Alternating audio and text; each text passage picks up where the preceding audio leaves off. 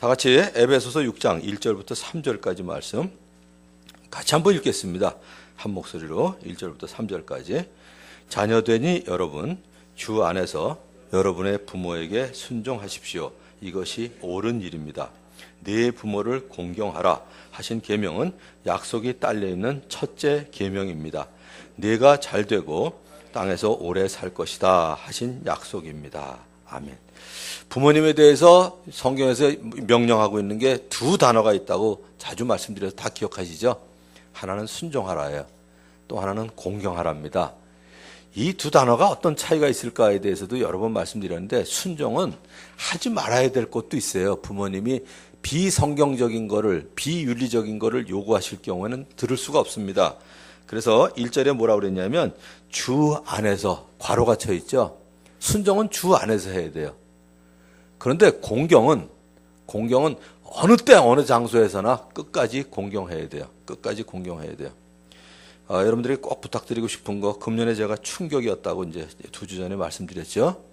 어버이날 갈 곳이 없어지니까 그렇게 허전할 수가 없더라고요. 금년 1월에 이제 우리 어머니가 97세까지 사셨지만 97세로 돌아가셨는데 이번 어버이날 갑자기 눈물이 핑 도는 거예요. 97세에 돌아가셨기 때문에, 야, 이거 호상이다 그래가지고 사실 어머니 돌아가셨을 때도 거의 제가 안 울었어요. 근데 어버이날 되니까 눈물이 핑 돌더라고요. 진짜 내가 갈 데가 없구나. 이제 농담 삼아, 이걸 고아라고 그러는구나. 이런 생각이 드는데, 자, 최근에 우리 사회가 빠르게 고령화 사회로 접어들고 있습니다. 고령화 되고 있다는 얘기 많이 듣죠? 고령화를 어떻게 할까요? 65세 이상의 인구가, 제가 오늘 아침에 그랬어요. 65세 이상 되신 분들은 이렇게 세워서 저희가 그동안 수고하셨다고 박수를 쳐드리려고 그랬더니 저밖에 없어요. 지금 저만 서 있어요. 저만 서 있어요. 2부 때는 아마 열 몇 명 쓰실 것 같은데. 고령화 사회가 뭐냐면 만 65세 이상, 만 65세이니까 저도 아직 해당이 안 되네. 내년 3월이나 돼야 되네.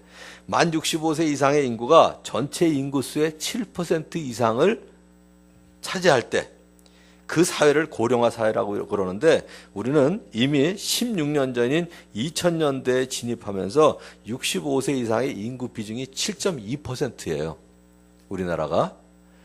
또 이게 시대가 지나가면서 계속 이게 바뀌어요. 노령화 지수가 14세 이하의 인구 대비 65세 이상 노령 인구의 100분율 이렇게도 얘기하고, 또 어디에서는 55세 이상 된 사람들을 15세부터 29세의 청년 노동자 수로 또 나눈다. 아무튼 학자들은 뭐 이렇게 만들어내는 거는 잘하는 것 같은데, 어쨌든 한 가지 분명한 거는 고령화되고 있는 거, 고령화 사회로 이미 접어든 걸 우리는 잘 알 수 있는데, 그 뒤에 이제 숨겨진 문제들이 있다는 사실을 우리는 알아야 됩니다. 우리 성도들이 얼마나 관심 있는지 한번 여쭤볼게요. 연세 많으신 분들, 노인들의 사고, 4가지 고통이 뭔지 아시는 분 계세요? 바로 기억하시는 분. 사고. 그래서 어머니 모시고 있는 우리 곽우신 목사, 사고. 저런. 별로 그 어머니가 고통을 안 겪으시는 것 같은데 이따가 자세히 말씀드릴게요. 그냥 생각나도 뭐가 있을까요? 몸이 약한 거 있잖아요. 병 들어서 고통받죠. 또 뭐가 있을까요? 돈이 없어서 고통받으세요. 또 뭐가 있을까요? 외로워서. 또 하나. 에? 마지막. 친구는 외로움하고 들어가는 거고. 또 하나 더. 여자? 그것도 외로움에 들어가고. 외로움. 다시 한번 얘기할게요. 이제 퀴즈로 한번 합시다. 그래야 여러분들이 외우실 테니까. 아까 얘기했죠? 병. 몸이 약한 거. 돈이 없는 거. 빈곤. 또 하나가 외로움. 금방. 그것도 외로움이고. 할 일이 없는 거. 무의. 의미가 없는 거. 이거 미칠 일이에요. 의미가 없는 거. 그래서 요 4가지만 여러분들이 꼭 기억하시면 제가 보기에는 오늘 설교 들으실 필요 없는 것 같아요. 병으로 고통받으시는 분들 찾아뵙고 위로해드리고 격려해드려야 되고요. 또 돈이 없어서 고통받기 때문에 좀 기본적인, 아무튼 어쨌든 여러분들이 조금만 줄이면 부모님들에게 드릴 수 있어요.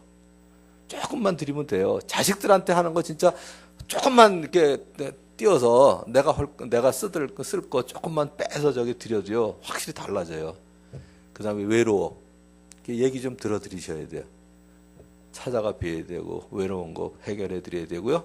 마지막 하나 의미 없는 거. 그래서 일을 시키는 거. 그러니까 아무 할 일도 없느니 애나 봐라 이거 말고요. 진짜 그분이 어떤 의미를 찾을 수 있는 일이잖아요. 이런 거 있잖아요. 저희 아내가 잘했던 거 하나 소개할게요. 어떻게 똑같은 배추인데 어머니 손에 들어가면 김치가 이렇게 맛있어요? 다음에 또 담가주세요. 이게 할 일이 없는 무위에 대한 해결책이에요. 그럼 저희 어머니가 늘 그랬어요. 미쳤냐? 이 나이에 또 담아주게? 그러고도 우리 어머니는 늘 미치셨거든요. 늘 담으세요. 그걸 일이라고 하냐? 그러면 어머니 세대하고 달라요. 이게 아니라 그걸 일이라고 하냐? 글쎄 말이에요. 어떻게 어머니 손만 닿으면 뭐가 달라져요? 그냥 그 말 한마디만 하면 되잖아요. 그러면 사실은 그냥 맞대꾸 하는 것보다 상대방을 올려드리는 게 훨씬 내 마음도 기뻐요. 그죠? 고경남 자매. 그죠? 그것만 알면 돼. 그것만 알면은요, 며느리 그냥 칭찬받아요. 근데 그냥 나 잘났다고 얘기해봐야 못난 사람밖에 안 돼요. 나 잘났다고 그래봐야. 그냥 상대방 높여드리면 우리 시어머니들이 며느리 그냥 높여주세요. 그것만 기억하시면 돼요. 자, 그런데 이제 오늘 여러분들이 아셔야 될 게 율법 그러면 여러분들은 좀 부정적이세요? 긍정적이세요? 갑자기 율법적이다 그러면 좀 부정적이잖아요. 그런데 성경 말씀에 뭐라 했어요? 이 율법책을 내 곁에 두고 떠나지 말며 늘 지키라고 그랬잖아요. 그러니까 이제 율법에 대해서 두 가지 혼란이 있어요. 그래서 그게 혼란이 왜 그러냐면 뭐 자주 말씀드려서 기억하시는 분도 있겠지만 다시 한번 정리해드리면 율법에 세 가지 율법이 있어요. 첫 번째는 의식법, 그러니까 제사법. 이거는 예수님이 십자가에 달려 돌아가시면서 이미 완성됐어요. 그러니까 더 이상 제사 드릴 필요가 없어요. 짐승을 잡을 필요도 없고. 의식법, 제사법. 두 번째는 재판법. 그러니까 민법, 형법 뭐 이런 거 있죠. 그거는 뭐냐면 사회의 질서를 위하여 주신 재판법이기 때문에 그 사회와 환경에 따라서 달라요, 이게. 예를 들어서 지금 창세기에 보면 출애굽기에 보면 소를 빌려왔을 때 빌려와서 쓰다가 죽었어. 그럼 일반적으로 어떻게 하세요? 자, 이제 여쭤볼게요, 우리. 자, 수희자매 어머니한테 한번 물어봐야지. 빌려줬어, 소를. 근데 빌려간 사람이 그 다음날 죽었어, 그 소가 일을 시키다가. 그럼 뭐라 그래요? 그거 원래 갖고 갈 때부터 빌빌했던 거야. 신경 쓰지 마. 이러시겠어요? 아니면 멀쩡한 소가 왜 죽냐? 이러시겠어요? 뭐라 그러실래요? 그렇죠. 멀쩡한 소가 왜 죽냐? 이거죠. 근데 만일에 빌려갔다면. 그렇죠. 확실히 사람이시네요. 우리 모두의 마음이 그래요. 그러니까 빌려간 소가 죽은 경우에는 어떻게 해라. 그 다음에 남의 집 소가 내 밭에 와서 다 그냥 채소를 뜯어먹으면 뭐라 그래요? 그때는 저거 죽일 소죠. 근데 내 소가 남의 밭에 가서 뜯어먹으면 그거 뜯어먹은 것만 변상해주면 될 거 아니야? 이럴 거 아니에요? 그러니까 그게 달라요. 그래서 두 번째 율법이 뭐냐면 재판법이에요. 근데 지금은 우리 농사를 짓질 않잖아. 그러니까 지금 하나님이 우리한테 재판법을 주신다면 그런 얘기를 쓰시겠냐 이거예요. 안 쓰시죠? 그래서 재판법은 그 사회와 환경에 따라서 질서를 위해서 주신 법이에요. 그런데 세 번째, 도덕법이라는 게 있어요. 이 도덕법은 그때나 지금이나 환경에 좌우되지 아니하고 나중에 하나님 나라에 가서도 지켜야 될 게 도덕법이에요. 그 요약이 십계명이에요. 그래서 제가 지금부터 3,500년 전에 모세가 받은 십계명을 왜 자꾸 얘기하냐? 골동품이 아닙니다. 십계명은 성경의 요약이에요. 보세요. 그냥 우리한테 실제적인 거. 내 부모를 공경하라. 지금 지켜야 돼? 안 지켜야 돼요? 살인하지 말라? 간음하지 말라? 도둑질하지 말라? 거짓 증거하지 말라? 이웃의 것을 탐내지 말라. 이거는 우리도 지켜야 되고 천국 가서도 지켜야 될 거예요. 1계명부터 4계명은 뭐 말할 것도 없거니와. 그래서 이걸 도덕법이라고 그래요. 그래서 여러분들이 아직도 그 제사법이나 재판법에 얽매여 사는 거는 율법적이에요. 그거는 할 필요가 없어요. 그런 생각을 하면 이제 이게 부정적으로 자꾸 느껴지는데 도덕법은 우리가 늘 곁에 두고 읽고 실천해야 될 게 이제 도덕법이에요. 그런 면에서 그 10가지를 두고 이제 오늘 부모 효도 10계명을, 저는 이 10가지가 너무 균형이 잘 맞아요.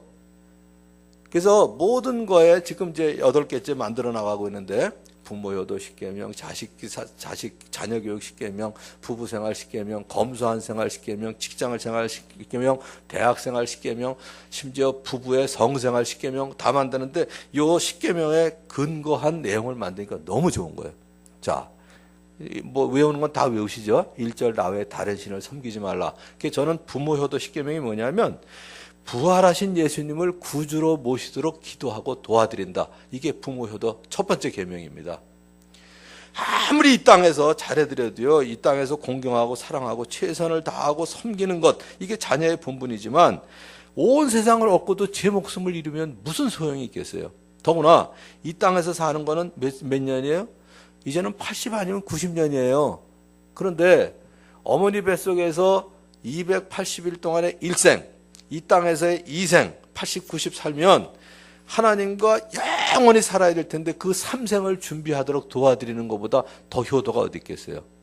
그러니까 여러분들이 예수님을 믿고 구원의 확신이 있다면 제일 먼저 누구 생각해야 돼요? 여러분들이 제일 사랑해야 될 사람, 배우자, 그 다음이 부모님 아니에요? 뭐 그 다음이 이제 자녀가 될 수도 있겠죠. 그런데 내가 구원받고도 우리 부모님의 구원에 대해서 전혀 생각이 없었다. 오늘 회개하셔야 돼요. 그래서 저는 이 사람이 구원의 확신이 있다 없다, 저는 그걸로 구분해요.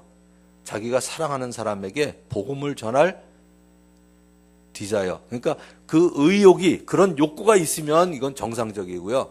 그거 없으면 저는 아직은 그 사람은 구원을 못 받았다가 아니에요. 구원의 확신에 대해서 저는 의문이에요. 왜냐하면 영원히 죽을 수밖에 없는데, 세상에 산 위에서 바위가 굴러 떨어지는데 내 부모님이 앉아 계신데 그거 소리 안 지르는 거 자식이에요? 아니에요? 그건 자식이 아니지.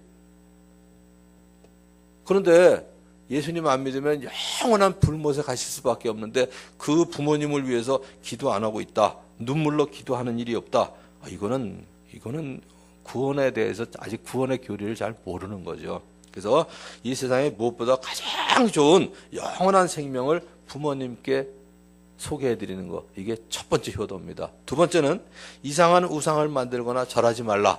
두 번째는 하나님보다 다른 것을 더 의지하지 않도록 도와드려야 되는데, 제게 있었던 문제는 뭐냐면, 저는 뭐 예수님 믿기 전에도 어릴 때 저보다 11살, 13살 많으신 형님이 들으면 기분 나쁠지 모르겠지만 우리 형님들이 부모님에게 하는 게 너무 마음에 안 들었어요. 근데 나는 아예 어릴 때부터 장남으로 살기로 작정을 했어요. 말이 씨가 된다고 결국은 제가 부모님 모시고 살게 됐었는데, 예수님 믿고 나선 더 그래야죠. 그런데 문제가 뭐냐면, 자녀로서 부모에게 최선을 다하다 보면 부모님께서 하나님을 의지하시는 게 아니라 자식을 더 의지하더라고요. 그러니까 뭐가 돼요? 내가 우상이 되는 거야. 그건 제가 해드린 게 아니라 하나님이 해주신 거야. 그래도 네가 했지 무슨 하나님이. 아니, 하나님 믿으시면서도 자꾸 그 얘기를 하시는 거예요. 그러니까 자꾸 바꿔드려야 돼. 이 오랫동안 한국의 전통 문화였던 우리 집 같은 경우에 미신, 불교 문화에 젖어 있다가 연세가 많아서 신앙을 가진 분들 여전히 옛 습관을 가지고 있는 경우도 있어요. 주여 이것도 이루어 주시옵소서, 그러고 난 다음에 나무아미타불 그러고 끝내시는 경우가 있거든요. 최근에 저한테 보내준 동영상이 그렇게 열심히 기도하더니 제일 마지막에 나무아미타불 그러고 끝나. 또 이동호 목사님한테 들었던 얘기 하나 할게요. 그 교회 이제 권사님들이 4-5분이 어딜 갔다 오시더래. 그래서 어디 갔다 오시냐고 권사님들이 했더니 점 보고 온대. 정초에 1월 달에. 권사님들이 저 점을 보러 다니시면 어떡하냐 했더니 그 권사님들이 또 대놓고 그러더래. 뭐가 나쁜지를 알아야 기도를 하지요. 그럼. 이게 그분들 입장에서 말이 되는 것 같은데 아직도 뒤늦게 늙어서 예수님을 믿으면요, 이게 짬뽕이 되는 경우가 많아요. 그래서 그 마음속에 있는 우상을 제거해 드리는 것 그냥 짜증내지 마요. 그거는 꾸지람 하시면 숨기고 하세요. 드러내놓고 그거에 대해서 자꾸 얘기를 해드려야 돼. 자꾸 이제 우리 어머니 아버지가 70 넘어서 이렇게 믿으시니까 계속 의문이 생기는 거예요. 이분들이 진짜 천국에 대한 그 소망이 있는 건가? 자식이 아무튼 뭐 믿으니까 그냥 덩달아 믿는 건가? 헷갈릴 때가 많이 있었어요. 갈 때마다 아무튼 천국에 대한 소망과 아무튼 이거를 얘기해 드렸거든요. 자, 세 번째. 삼가 하나님의 이름을 망령되이 읽지 말라. 이건 뭐냐면 하나님과 연관된 일들을 소홀히 하지 아니하시도록 도와드린다 이거예요. 제일 문제가 뭐냐면 뒤늦게 믿으시니까 뭐 부모님의 이름이나 어르신들의 이름 함부로 부르지 않잖아요, 우리가. 그런 것처럼 하나님에 대해서도 하나님의 이름을 함부로 부르면 안 되죠. 하나님의 이름. 뭐 기도하면 뭐 밥이 나오냐? 뭐 이런 얘기들. 직접적인 욕은 아니지만 그건 하나님을 함부로 소홀히 여기는 거잖아요. 그리고 뭐 이런 거 있죠. 주일 아침에 꼭 가야 되냐?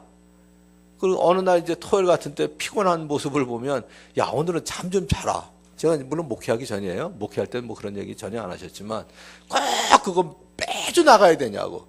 좀 쉬기도 해야지. 그 다음에 야, 그거 10분의 1 갖다 바치고 우리 어머니 말씀에 의하면 그리고 뭐 남기는 10분의 9가 남잖아요. 그러고 싶은데 대답해봐야 뭐 깨질 것 같으니까 대답은 안 하지만 그래도 그러면 이제 알려드리는 거예요. 하나님한테 10분의 1을 드리는 건 하나님이 뭐 먹을 게 없고 입을 게 없어서 드리는 게 아니라 원래 10분의 1은 심어야 될 씨를 주신 거예요. 씨를 심어야 그 다음에도 나고요. 씨까지 먹어버리면 비만 끝밖에 안 돼요. 그래서 내가 10분의 1을 드리는 거는 이 모든 게 다 하나님께서 주신 것입니다. 네가 일했지 뭐 하나님이 뭘 주시냐 또 그러죠. 제가 일할 수 있는 건강이 있는 것도 하나님의 은혜죠. 그리고 친절하고 온유하게 좀 이렇게 일러드리면 제일 좋죠. 자, 네 번째. 사업을 안식일에 하지 말라. 이건 뭐냐면 쉼의 원리와 기쁨을 알려드린다. 이 얘기는 뭐냐면 우리가 엿새 동안 모든 일을 힘써 하도록 하신 후에 일의 날은 안식일로 주시면서 이 날을 복되게 하시고 그리고 거룩하게 하셨습니다. 그래서 일주일 중에 하루는 몸도 쉬어야 할 뿐더러 하루를 떼어놓고 하나님께 예배를 드리고 나의 도움을 필요로 하는 사람들을 돌아보는 일을 하는 게 좋은데, 그래서 하나님이 이제 광야에서 이스라엘 백성들이 안식일에는 만나도 주러 가지 않도록 6일째 되는 날은 2배를 주셨거든요. 그러니까 우리 부모님들도 참 60여 년 동안 수고와 눈물로 지내셨는데 뭘 해드려야 돼요? 이 맛에 오래 사나 보다. 이 얘기가 그분들 입에 나와야 돼요. 그저 늙으면 죽어야 되는데 이 얘기 나오면 안 되죠. 이 맛에 오래 사나 보다. 이 맛에. 그래도 오래 사니까 이런 꼴도 보는구나. 뭐 이런 얘기들. 좀 이렇게 해야죠. 그래서 그저 학교에 들어가기 전에 아이들은 부모가 돌보죠. 학교에 들어가면 많은 시간을 학교에서 돌봄을 받습니다. 학교를 마치고 취업을 하면 직장에서 우리를 돌봐주잖아요. 근데 은퇴하고 나면 누가 돌보냐 이거예요. 그때는 키운 자식들이 돌봐드려야죠. 키운 자식들이. 물론 저는 이제 할아버지가 된 입장에서는 그래요. 어쨌든 쟤네들한테 짐 되지 말고. 내가 어제도 그랬어요. 어제도 우리 다희 결혼식에 갔다가 세 식구가 다 이제 오면서 무슨 얘기를 했냐면 내가 80까지는 도와줄 테니까 그때까지 분명히 서라 그랬어요. 내가 80이 되면 애들이 50이 되잖아요. 50이 되면 진짜 좀 이렇게 할 수 있는 그 정도는 그게 돼 있어야 되잖아요. 그랬더니 80에 어디 가세요? 그러더라고. 아니 80이 되면 아무래도 내게 기운이 없을 거 아니야.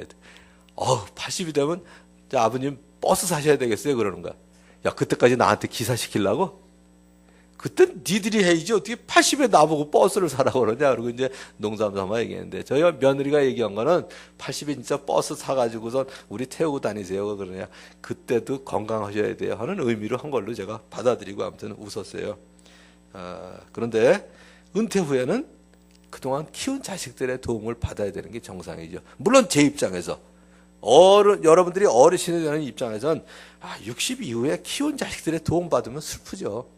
자, 경민 형제 몇 살까지 도와줄 거예요? 애들 55세? 그 다음엔 도움 받으려고?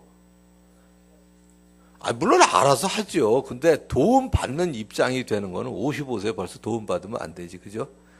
할 수만 있으면 뭐 그냥 죽는 그날까지 뭐 다른 도움 안 받을 수 있으면 내가 베풀 수 있으면 제일 좋죠. 뭐 그죠? 그건 이제 내 목표는 그거지만 여러분들이 자식된 입장에서는 은퇴 후에는 내가 돌봐드린다. 그걸로 해야 이제 정상이죠. 제가 은퇴한 다음에는 우리 두 집에서는 어쨌든 엄청 들어오게 돼 있어요. 엄청 들어오게 돼 있어요. 그걸 해야지. 아니 그 나이에 그것도 못하면 그 등신이지. 그걸 살아서 뭐해 그걸. 자, 5번째. 제가 70부터는 들어오게 돼 있어요. 70이면 애들이 40이에요. 40인데 부모에게 띄워줄 만한 용돈을 못 드린다. 이게 죽어야지 그거를 살아 뭐해 그거. 제가 늘 그래요. 자, 5번째.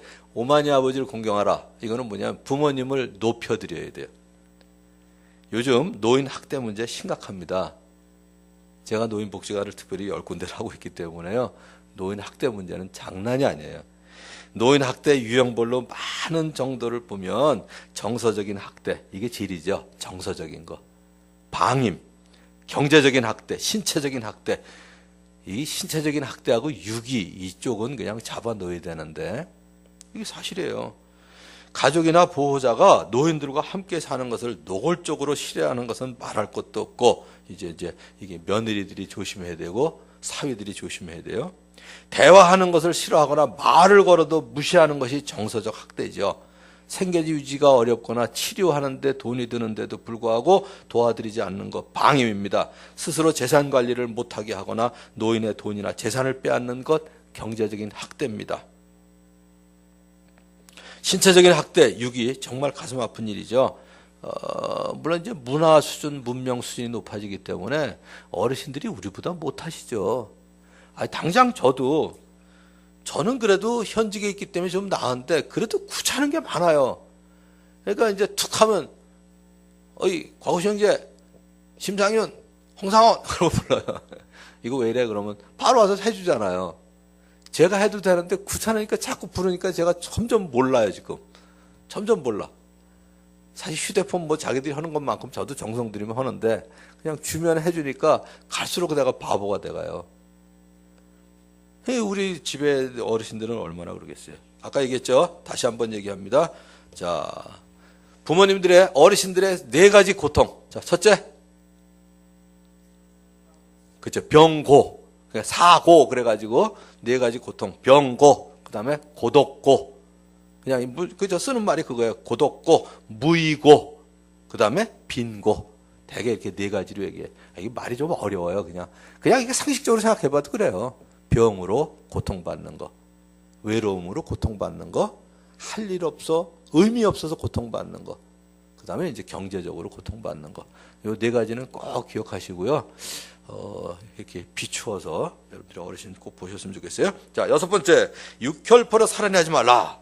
마음에 서운함이나 섭섭함 또 상처를 안겨드리지 않도록 말과 행동을 조심해야 돼.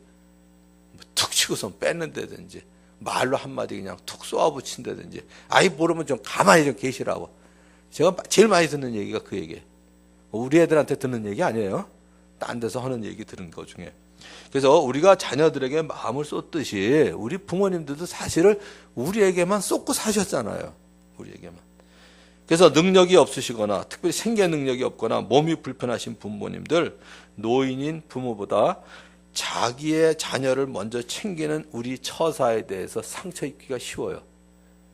제가 우리 아버지 어머니, 지금은 뭐 안 계시지만 우리 아버지 어머니가 저희 집에 오시면 어르신들 앞에서 애들 챙기는 거 가능한 대로 제가 안 해요. 그러니까 아버지 어머니 같이 꼭 저기 하고요. 뭐 그렇게 해드려도 오해를 하세요. 제가 해드린 거 있죠? 아버지 어머니 계실 때 테이블이 이렇게 같이 해가지고 6명이 앉으면 가운데다 넣으면 집어먹으러 가기가 너무 어려워요. 그래서 아버지 어머니 쪽에 한 상, 저희 4식구 한 상, 이렇게 두 상을 차리는데 한번 그런 일이 있었어요. 닭다리가 있었는데 아버지 어머니니까 2개, 우리는 4개. 거기다 아버지 어머니 건 뼈를 발라놨거든, 와이프가. 자, 2개가 많아요, 4개가 많아요. 뼈 바른 게 많아요, 뼈 안 바른 게 많아요. 똑같이 2개, 여기 4개예요. 4명이니까 4개고 2명이니까 2개고 여기 뼈까지 발라드렸고, 근데 우리 어머니가 저희 아내가 잠깐 자리를 비운 사이에 쪼르르 저한테 오시더니 제가 음식 차별한다 그러시더라고요.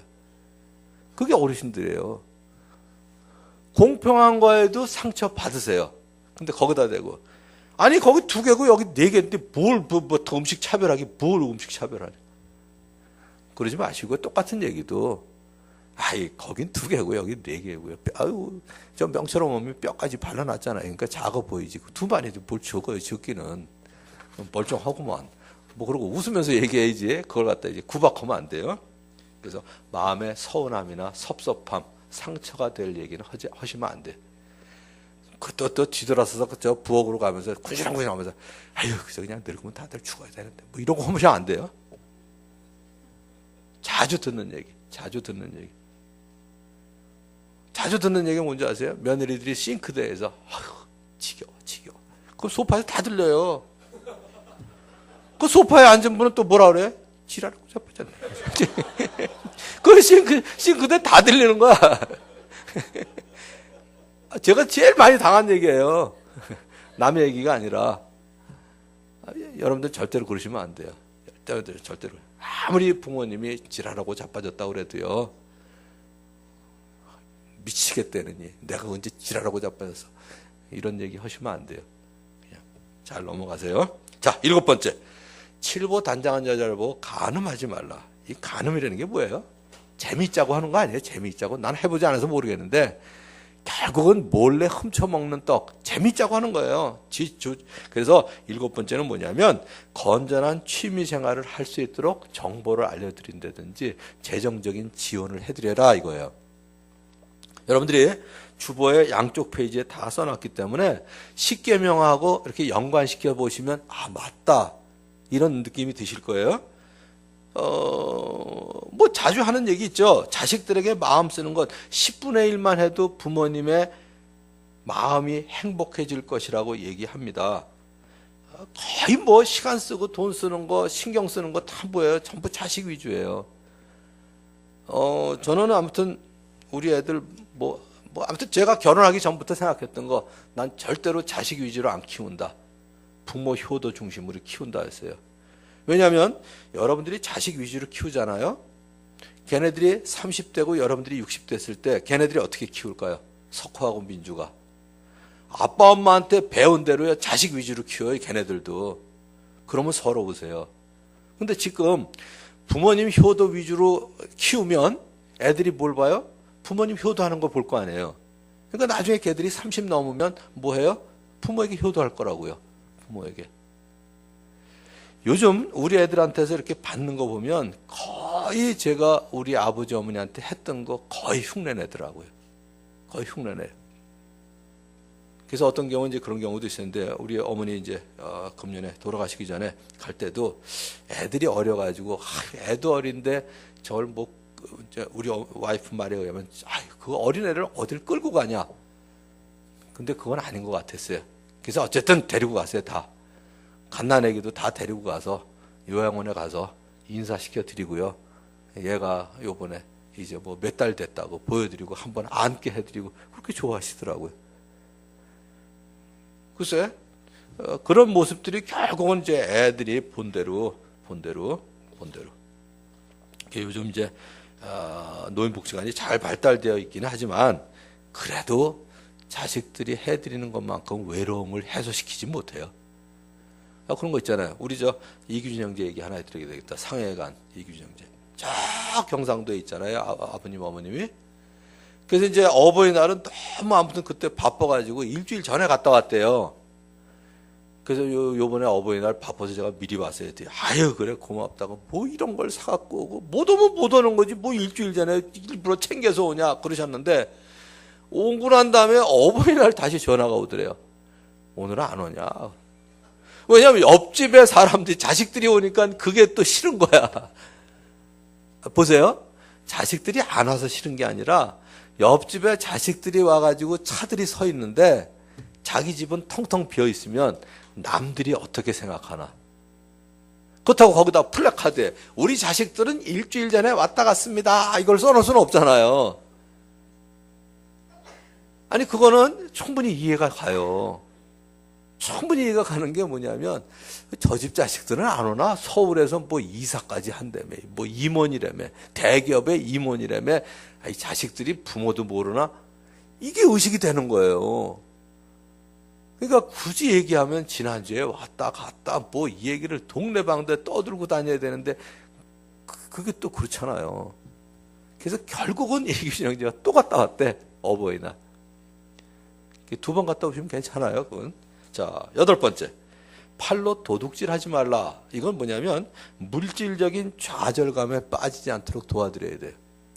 어디 갔는데 눈치 보면서 그냥 얻어먹기만 하고 뭐 이렇게 노인복지관에 오시는 분들 중에 제일 저기 한 게 뭐냐면 그거예요.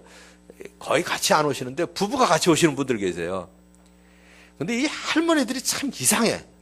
꼭 할아버지들을 붙잡고 커피 한 잔 뽑아달라고 그래요. 또 남자 또 체면이 있고 위신이 있으니까 또 뽑아줘요. 남의 할머니들은 뽑아주는 게 재밌거든. 근데 자기 와이프가 뽑아달라면 아침에 먹었잖아 이러고 안 뽑아줘. 그러니까 왜 딴 여자는 뽑아주고 내 건 안 뽑아주냐고 또 싸워요. 근데 그거에 대해서 좀 이렇게 넉넉하게 갖고 계시면서 집에서 그래서 가끔 그러죠. 괜히 다른 여자 뽑아주지 말고 어머니부터 챙기시라고. 자꾸 제가 강의하면 그래요. 근데 그런 거 있잖아요. 그러니까 여러분들이 생각할 때도 가족들이 제일 편하지 않아요? 그러니까 가족들에 대해서 2주 전에도 말씀드린 것처럼 사실 바깥에 나가서는 막 해도 돼요. 근데 제일 귀중한 가족들한테 잘해야 되는데 가족들이 편하다고 가족들한테는 함부로 해요. 쉬운 예를 들을까요? 우리 교인들은 안 그러겠지만 남자들이 직장에 가면 요새도 미스김 그러나? 옛날 말인 것 같아서 요새 김씨 보고 뭐라 그러나? 김양? 김씨? 미스김? 뭐 아무튼 그냥 미스김으로 합시다. 미스김 머리 바뀌었네? 뭐 이렇게 딱 뭐 숏카트 하니까 멋있는데 요따 소리 잘해요. 집에서는 와이프가 큰맘 먹고 머리를 하고 와도 몰라요. 그러니까 이제 와이프가 내 머리 어때? 그러긴 치사하니까 오늘 반찬 어때? 그러고 고개를 디민다고. 머리 좀 쳐다보라고. 머리를 쳐야지 알지. 이러면 안 돼요. 이렇게 하면 머리 잘 나왔는데 그러고 여자들 쓰는 용어로 좀 해주면 좋은데 집에 있는 와이프는 옷이 바뀌나 머리를 하나 전혀 모르고 바깥에 나가서는 아는 거예요. 그게 바깥의 여자들에 대해서 관심이 있어 그런 게 아니라 바깥에 나가면 배려를 해야 되고 또 주의도 기울여야 되고 그게 다른 여자가 더 좋아서 그런 게 아니라 바깥에 나가면 일부러 의식을 하고 조심을 하잖아요. 근데 사실 누가 제일 귀중하냐? 집에 있는 남편과 아내가 제일 귀중한데 알아봐 주려면 바깥에야 뭐 머리를 자르든 뒤로 묶든 풀든 뭐 컬을 하든 볼 거 없어요. 집에 와이프한테만 얘기하면 돼. 와이프한테만. 왜 남의 여자한테 그런 얘기를 왜 해? 그걸. 그래. 지금이라도 쳐다보세요. 머리를 저렇게. 모르겠는데, 그렇지, 모르지. 맨날 그냥 저 임금님처럼 대해주니까 지금 와이프가 뭘 하는지 모르는데.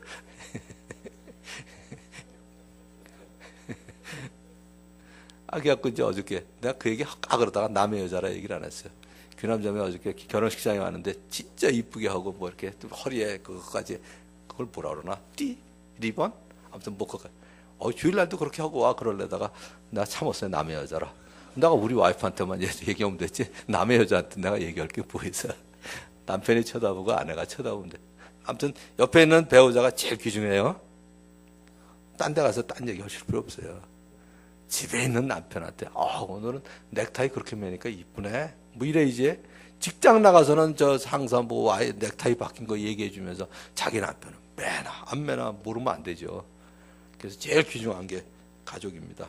그래서 이거 마찬가지 물질적 좌절감에 빠지지 않도록 우리 어르신들 잘 챙기셔야 돼요.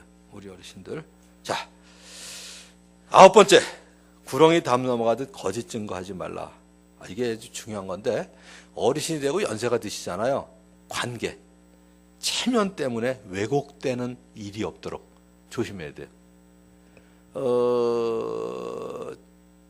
제가 결혼식하고 난 다음에 그리고 우리 애들 결혼식하고 그 다음에 뭐 그런 일만 있으면 우리 아버님이 늘 챙겨주셨던 게 있어요. 축의금 장부. 그 다음에 우리 할아버지 할머니 돌아가실 때 조의금 장부 이거 다 빚이다. 꼭 갖고 있으면서 갚으라고. 물론 전 그거 갖고 있지 않아요.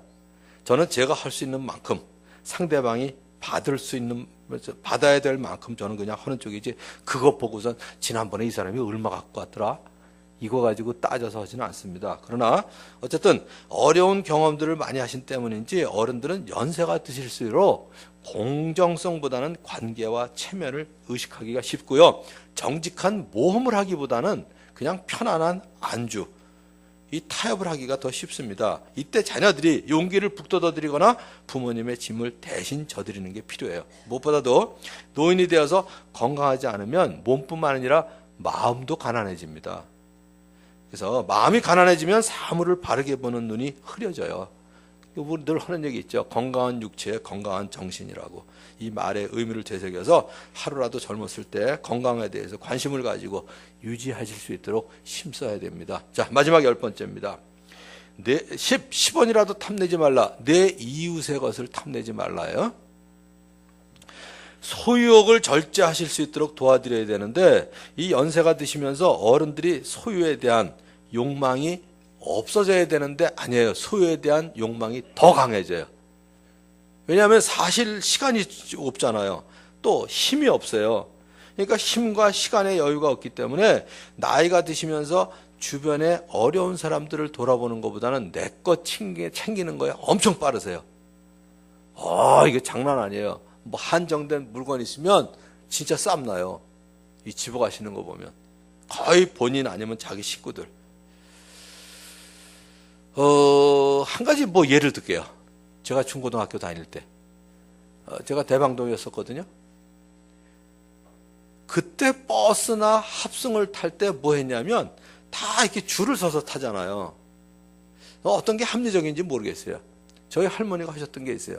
제가 5시 35분 첫 차를 꼭 탔는데 그때도 그냥 그 콩나물 시루 같은 걸 안 타기 위해서 우리 할머니는 꼭 신발을 신문지에 싸서 이불 밑에가 딱 집어넣고요. 한겨울에. 그럼 밥 먹고 나면 뜨끈뜨끈한 걸 신으라고. 그 사이에 우리 할머니는 어디 가셨냐면 정류장에 나가셨어요. 그럼 줄 서 계시는 거야. 그러면 손주가 20분 후에 나올 때 어떻게 돼요?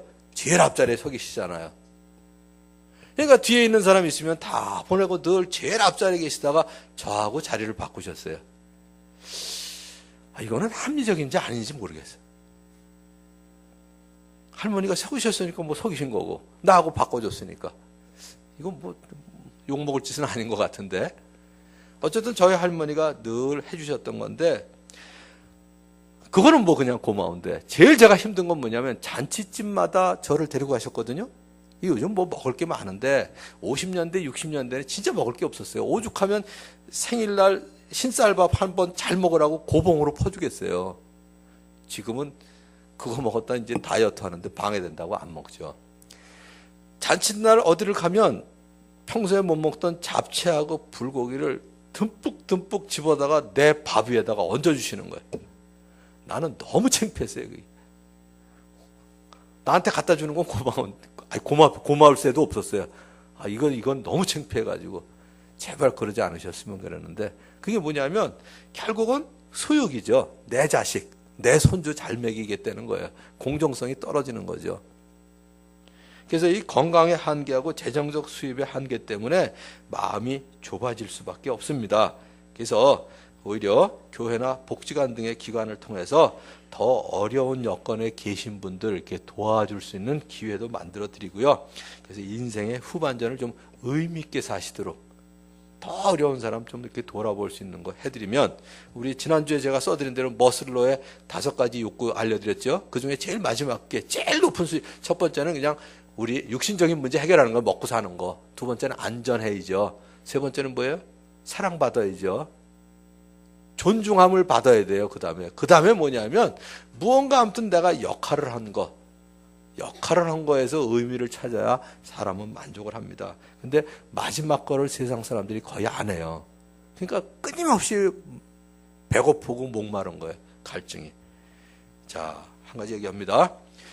에휴, 그저 늙으면 죽어야지. 이 얘기 나오시면 안 돼요, 여러분. 가정의 어르신들은. 그냥 하는 얘기는 뭐 모르죠. 괜히 우리 들으라고, 에휴, 늙으면 죽어야지. 이렇게 얘기하는 거고, 에휴, 늙으면 죽어야지. 이거하고 달라요. 앞에 거는 그냥 행복한 이야기를 하시는 거예요. 에휴, 늙으면 죽어야지. 이거는 행복하다는 얘기예요. 에휴, 늙으면 죽어야지. 이거는 비참한 거예요. 두 번째 이 음성은 들리면 안 되고요. 아유, 이 맛에 오래 사나 보다. 그럼 제가 그래요. 아이, 명철이 손주까지는 보고 돌아가셔야지. 미쳤냐, 그때까지 살게? 뭐 이러시는데, 결국은 미치셨어요. 명철이 손주까지, 저 아들까지 다 보고 사셔, 이제 돌아가셨으니까. 손주 넷이나 보고 돌아가셨으면 돼. 손주가 아니지. 증손자 넷이나 보고 돌아가셨으면 됐죠. 뭐. 저희가 농담 삼아 그랬어요. 우리 손주. 귀하게 이렇게 오래 사신 김에, 우리 준수 아들까지 보고 돌아가시라. 그 아주 기겁을 하셨는데, 그래도 얼마나 듣기 좋아요. 얼마나. 그래서 늙으면 죽어야지. 이 독백 대신에 잠언에도 있습니다. 젊은이의 자랑은 힘이요, 노인의 영광은 백발이다. 이런 간증을 주위 사람들에게 또 특별히 자녀들에게 남기실 수 있도록 부모님을 꼭 도와드려서, 그러면 누가 축복해요? 여러분들이 신나요. 내 부모를 공경하라고 하신 계명은 약속이 딸려있는 첫째 계명입니다. 3절에 무슨 약속이 있어요? 내가 잘되고 땅에서 오래 살 것이다. 이 약속을 분명히 해주셨는데, 이 약속이 딸린 첫째 계명이 뭐냐? 부모를 공경하라예요. 공경하기가 어려울 때 여러분들에게 두 가지 말씀드렸어요. 순종은 주 안에서 하셔야 돼요. 그러나 공경은 시도 때도 장소도 없어요. 무조건 공경하셔야 돼요. 치매가 걸려서 온갖 일을 벽에다가 뭘 갖다 바르셔도 그래도 어쨌든 공경은 해야 돼요. 공경은. 그리고 한 가지 실제적인 거, 네 가지 어르신들의 고통은 늘 기억하실 것 얘기했죠. 다시 한번 얘기할게요. 너무 중요한 거기 때문에. 병고, 병으로 고통받는 거, 고독고, 외로움 때문에 고통받는 거, 무의고, 의미 없는 것 때문에 내가 왜 사나 이러면 안 돼요. 이거 정말 고통스러워요. 무의고, 그리고 이제 경제고. 이 네 가지는 일반적으로 겪는 네 가지니까 꼭 기억하시면서, 정말 여러분들이 부모님을 위해서 사는 거지만 결국은 여러분들을 위한 거예요. 내가 잘 되고 땅에서 오래 살 것이다. 이 첫 번째 약속을, 첫 번째 약속에 이 약속을 받아 누릴 수 있는 첫째 계명 꼭 순종하실 수 있는 여러분 되시기를 주님의 이름으로 축원합니다. 기도하겠습니다. 자, 오늘도 세 가지 기도합시다.